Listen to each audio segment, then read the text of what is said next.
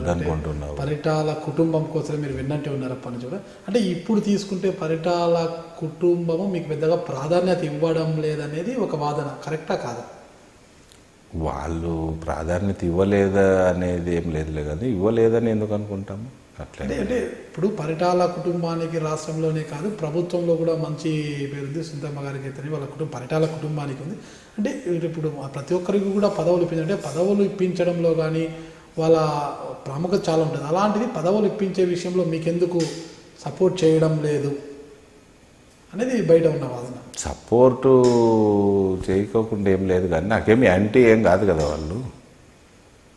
ఇప్పుడు అనుకోని పరిస్థితుల్లో సునీతమ్మ రాజకీయాల్లోకి రావడం, బాగా ఇబ్బందులకు గురైంది, బాగా పాపం చేసింది. ఆమెకు 100కి 100 కాదు 1000% ఆమె మంత్రిగా అర్హురాలు. పార్టీ పట్ల ఇది నాకు అవకాశం రాలేకపోవడానికి సునీతమ్మను ఇంకోరినో కార్నర్ చేయలేను కదా. అంటే గతంలో ఒకసారి ఎమ్మెల్సీకి సంబంధించి హైదరాబాద్లో మీటింగ్ జరిగి మంత్రులు అందరూ కూడా పాల్గొన్నప్పుడు అంటే కనీసం పరిటాల సునీతమ్మ గారు మీ పేరు కూడా ప్రస్తావించలేదు ఆ సమయంలో అనేది కూడా ఒక బలమైన వాదన ఉంది. అది ఎంత మటుకు వాస్తవం అంటారు? అదేం నాకేం తెలియదు, కానీ నేను ఎప్పుడు నా పేరు ప్రస్తావించు, నా పేరు చెప్పు అనే పరిస్థితి ఏం లేదు. నా పాటికి నేను ఉంటాను, నా పాటికి ఆమె ఏదో పని చేసుకుంటాను. మీకు ఇప్పుడు ఎలాంటి అట్లేం లేదు. నేనంటే బాగా అభిమానం ఉంది, గౌరవం ఉంది. శ్రీరాము నా కొడుకు కంటే వయసులో ఇంకా 2 ఏళ్ళు చిన్నోడు. నేను రవితో పరిచయం అయినప్పటికీ ఒక 2 years బాయ్, చిన్నపిల్లోడు. నేను శ్రీరాముని ఎత్తుకొని తిరిగే చిన్నపిల్లడు. ఇప్పటికీ నేనంటే బాగా గౌరవం. మా చిన్న మంచి. ఆనాడు మీతో పాటు పరిటాల రవీంద్ర గారి వెన్నంటే ఉన్న చెమ్మన్ గారితో మీకు ఎలాంటి సంబంధాలు ఉన్నాయి? ఇప్పుడు ఎలాంటి రిలేషన్? ఇప్పుడు ఏం లేదు. చెమ్మన్ కూడా నాకు మంచి మిత్రుడే, ఇప్పటికీ బాగుంటాడు నాతో. నా పార్టీలో ఎవ్వరు కూడా నాతో వ్యక్తిగతంగా డిఫర్ అయిన వాళ్ళు లేరు. కొంతమంది నేనేదో పరిటాల రవికి దగ్గర మనిషిని అన్నట్లు, కొంచెం రవితో భేదాభిప్రాయాలు ఉన్న వ్యక్తులు కొంతమంది జిల్లా లీడర్లు అప్పట్లో రవికి ముఖ్యం కదా అన్నట్లు ఫీలింగ్స్ ఉన్నా ఇప్పుడు అదంతా ఏం లేదు కదా. ఇప్పుడు పార్టీ అందరూ బాగానే ఉన్నారు. ఒకవైపు పరిటాల రవీంద్ర గారి కుటుంబాన్ని పక్కన పెడితే పరిటాల రవీంద్ర గారిని టీడీపీలోకి చేర్చారనేది పక్కన పెడితే ఇక్కడ ప్రస్తుతం మంత్రివర్గంలో ఉన్న పల్లె రఘునాథ్ రెడ్డిని కూడా మీరే పార్టీలోకి తీసుకొచ్చారు అనేది, ఆయనకు టికెట్ ఇప్పించడంలో కూడా మీరే కీలక పాత్ర పోషించారనేది కూడా ఒక వాదన ఉంది. అంటే ఆయన మంత్రిగా ఎదిగినప్పుడు మీ ఎదుగుదల ఎందుకు లేదు. దాంట్లో పల్లె రఘునాథ్ రెడ్డిని నేను టికెట్ ఇప్పించినాను అనేది అబద్ధం. పల్లె రఘునాథ్ రెడ్డికి నేను రాజకీయంగా తోడ్పాటు అందించినాను అనేది అబద్ధం. పల్లె రఘునాథ్ రెడ్డి నాకు కెమిస్ట్రీ లెక్చరర్, గురువు. ఇంటర్మీడియట్లో నాకు కెమిస్ట్రీ లెక్చరర్. నాకు అప్పటి నుంచి స్టూడెంట్ లైఫ్, ఇప్పుడు నా ఏజ్ 16-17 years ఉన్నప్పటి నుంచి తెలిసిన వ్యక్తి. నాకు 94 ఎలక్షన్స్లో టికెట్ కోసం ప్రయత్నం చేశాడు. అప్పటి వరకు తెలుగుదేశం పార్టీలో పల్లె రఘునాథ్ రెడ్డి గారికి సభ్యత్వం కూడా లేదు.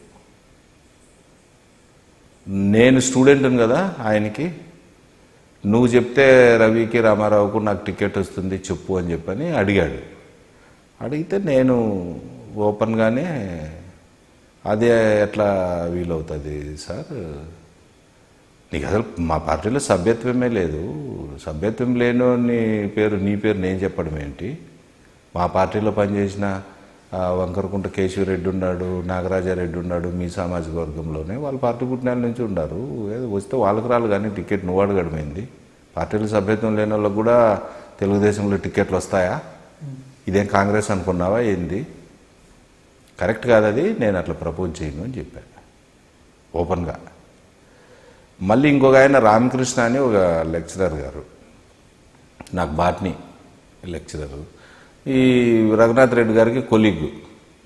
ఆయన ఏదో కొంచెం నాకు ఏదో దూరపు చుట్టం అవుతాడు అన్నట్లు ఆయనను పెట్టాడు, నువ్వు కన్విన్స్ చేయి సుబ్బుని అన్నట్లు. ఆయన వచ్చి లేదు నువ్వు చెప్పు ఇప్పించు, అది ఇది డబ్బులు ఖర్చు పెట్టుకుంటాడు, గెలుస్తాడు, నీకు ఒక 5 లక్షల డబ్బులు కూడా నేను ఏర్పాటు చేస్తాను అన్నట్లు మాట్లాడాడు.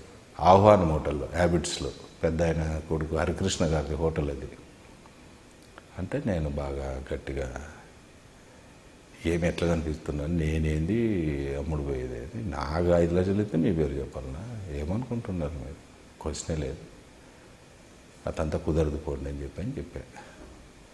ఆ తర్వాత మళ్ళీ 99లో ఎలక్షన్స్లో రఘునాథ్ రెడ్డి గారికి టికెట్ వచ్చింది. అప్పుడు మళ్ళీ పార్టీలోకి రావడము, ఆయన జిల్లా కమిటీలో ప్రచార కార్యదర్శిగా ఉండి ఆడపదడప సార్ను కలుస్తూ మాట్లాడుతూ, అప్పుడు మా జిల్లాకి ఇన్ఛార్జిగా ఉన్న శోభా నాగిరెడ్డి గారి సపోర్ట్తో 99లో ఎమ్మెల్యే కాగలిగాడు. ఆయన విప్పయ్యాడు. 2004లో అందరూ ఓడిపోయినట్లు ఓడిపోయాడు. అప్పుడు ఎమ్మెల్సీ ఎలక్షన్స్ వచ్చాయి. అప్పుడు ఎమ్మెల్సీ ఎలక్షన్స్ వచ్చినప్పుడు జిల్లాలో 2 లోకల్ బాడీస్, ఒకటి కాంగ్రెస్ ఒకటి టీడీపీ అయిపోతాయి. వాళ్ళు ఇంకో క్యాండిడేట్ని పెట్టినా గెలవలేరు, మేము ఇద్దరిని పెట్టినా గెలవలేము. అప్పుడు మంత్రిగా ఉన్న దివాకర్ రెడ్డి స్టేట్మెంట్ ఇచ్చినాడు, మేము సెకండ్ క్యాండిడేట్ని పెట్టలేదు, మేము ఒకరినే పెడతాము, మాకున్న ఓట్లు అవే, వాళ్ళు ఒకటి మేము ఒకటి అయిపోతాము, ఇంకా దీంట్లో ఎలక్షన్ ఏముండదు అన్నట్లు మాట్లాడాడు.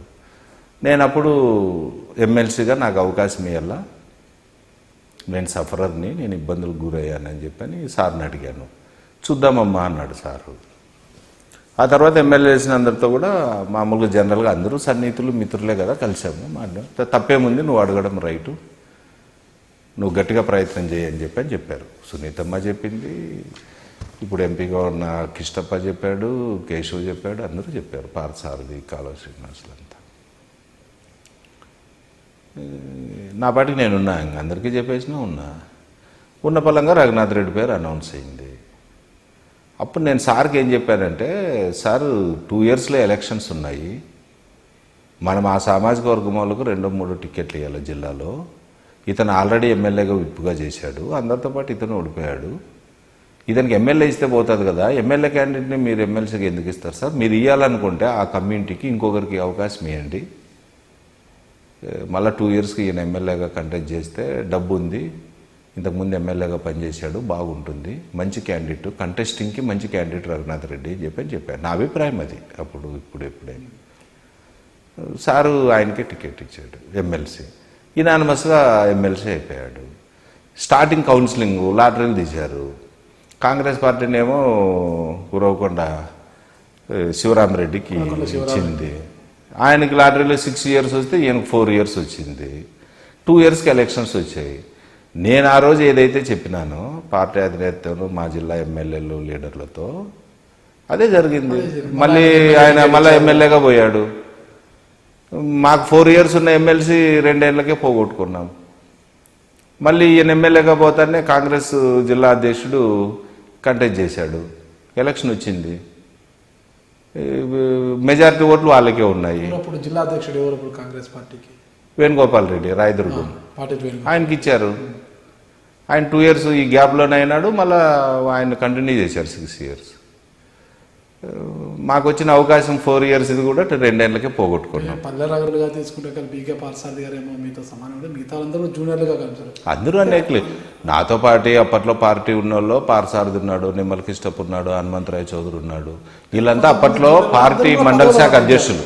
అయితే ఇప్పుడు మీకు ఏ పదవి లేదంటే పార్టీలో, అంటే మీ సామాజిక వర్గం కానీ మీకు ఆర్థికంగా బలం లేకపోవడానికే కారణాలా, మరి ఇతర కారణాలు ఏమైనా ఉన్నాయంటారా? లేదు, జిల్లా కమిటీలో జనరల్ సెక్రటరీగా ప్రపోజ్ చేశారు. అప్పటి వరకు పార్థసారథిను సూరి ధర్మవరం ఎమ్మెల్యే జనరల్ సెక్రటరీగా ఉన్నాడు, పార్థసారథి జిల్లా అధ్యక్షునిగా ఉన్నాడు.